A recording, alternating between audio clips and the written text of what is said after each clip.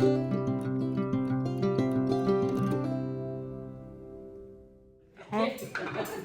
Sir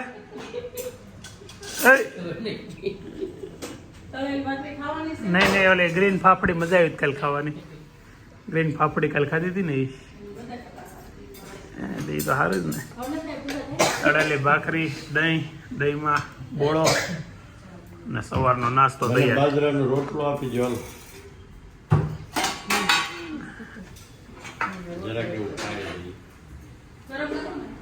હું રોટલો ગરમ ન કરવાનો અમુક ટાટો તો પડવા દે સોળ વાટું ઘેરે આવતા બા સોફા ઉપર છે અને ડાઇનિંગ ટેબલ સફાઈ થઈ ગઈ છે હાલો ભાઈ ખાવા આપો બેસી જાઓ હાલો ડીશ તૈયાર કરો જાઉં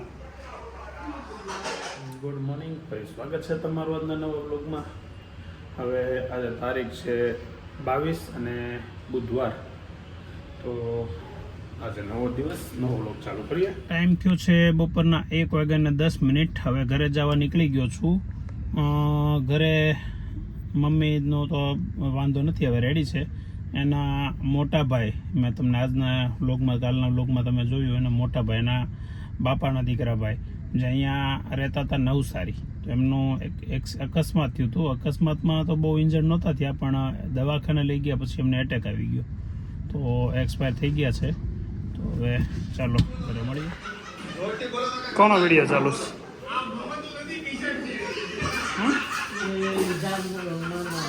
આવો છો જાનુબેન શું કરી દીધું પ્રેન્ક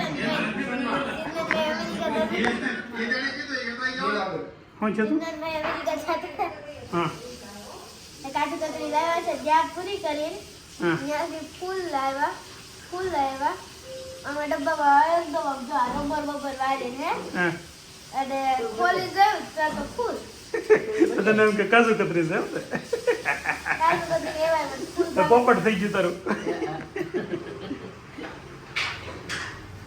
દાબા હાથે જમવાનું ચાલે છે એક ભાઈ હતી કોમેન્ટ કરી દો અભી ક્યાં હાથે ખાઈ છે જોવો એમ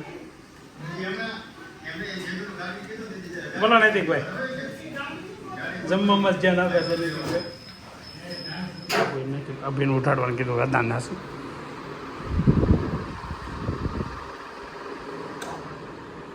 ઉઠાડ ખાલી પંખો બંધ નથી કરવાનો એમ નહીં હરખો ઉઠાડ વેદાંત 2 વાગ્યા તો ટ્યુશન જવાનું હતું ઊભો થા વેર 2 વાગ્યા ટ્યુશન જવાનું જમી જા પેલા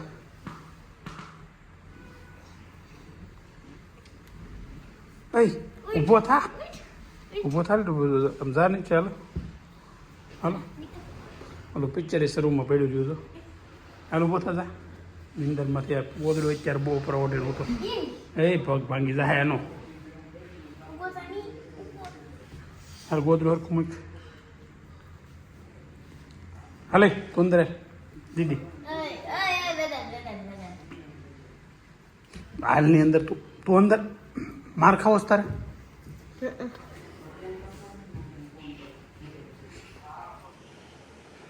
ઘેરે આવતા મમ્મી અહીંયા વટાણા ફોલે છે અને કોકનો ફોન ચાલુ છે કોણ છે વિવેકનો ફોન ચાલુ છે તમે લઈ લો તો 2.5 લાખ પડી શાનો પ્રોગ્રામ છે ઢોકળા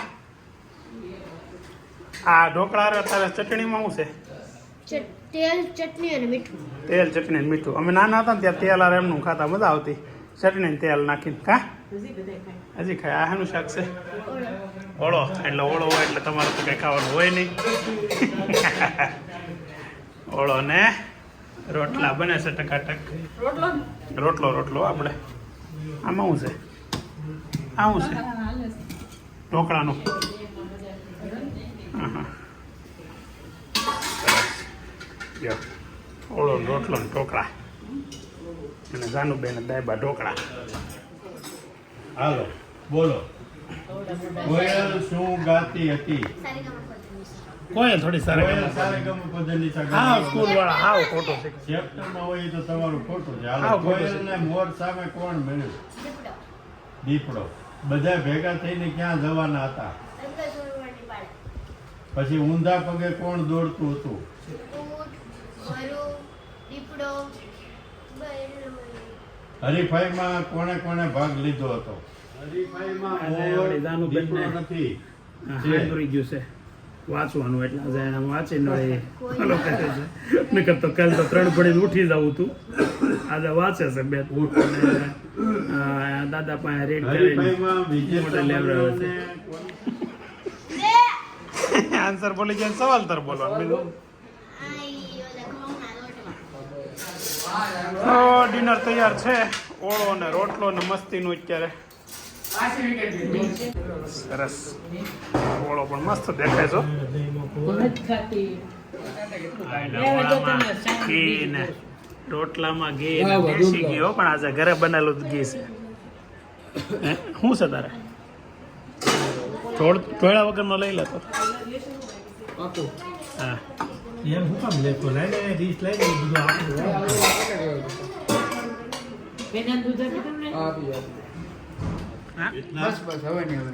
એમ નહીં કહો હું થોડા ઘણા ડાલ દઈ. હવે उसमें भाजी ले. હારે ઢોકળા સ્ટાર્ટરમાં જોઈ ये स्टार्टर છે. સ્ટાર્ટર ને કાંઈ ડેઝર્ટ કહેવાય છેલ્લે ખાવાનું. ડેઝર્ટ ડેઝર્ટ માં કાંઈ ગળું આવે ડેઝર્ટ. એમાં ખાંડ નાખ થોડીક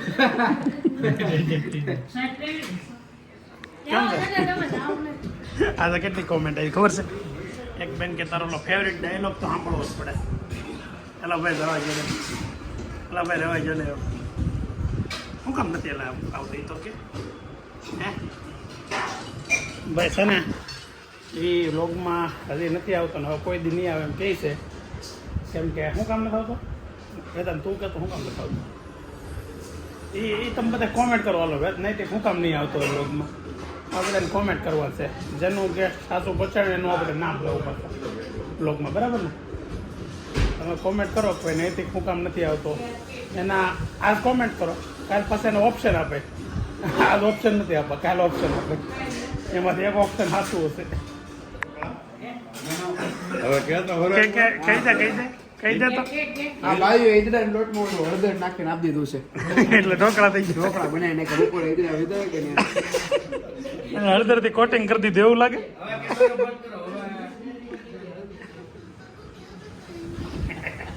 માને કામમાં મદદ સોફે બેઠા બેઠા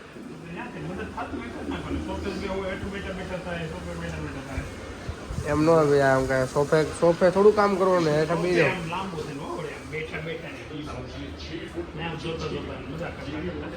હા વટાણા પોલાવી છે. કદાચ બાને એમ થઈ જાય કે પાઉંભાજી બનાવી વટાણા પોલાવી.